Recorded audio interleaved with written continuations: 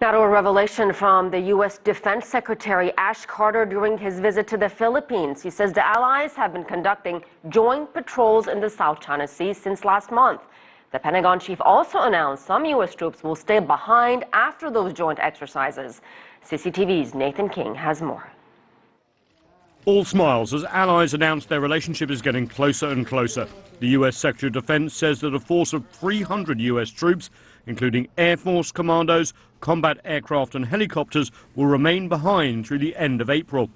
This comes after Manila asked Washington to help convince China not to assert its sovereignty rights over Hualien Island, which the Philippines calls Scarborough Shoal.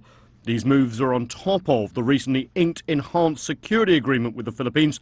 That agreement gives the U.S. access to 5 bases in its former colony, as well as rights to rotate in ships and aircraft. These patrols will continue to help build our interoperability and improve the Philippine Navy, even as these patrols contribute to the safety and security of the region's waters.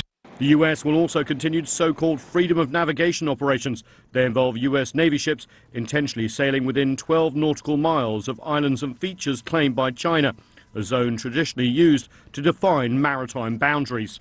The Chinese Ministry of Foreign Affairs calls this hypocritical. Both nations have accused Beijing of militarizing the South China Sea, but China says this is exactly what the U.S. and its allies are doing.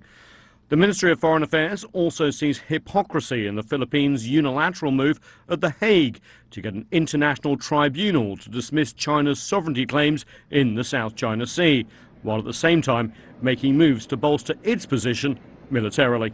China's attitude and our position on this unilateral arbitration request has been very clear worldwide. That is, we are not going to participate in any way in this case, and we are not going to accept the result, what kind of result it might come out from this arbitration case.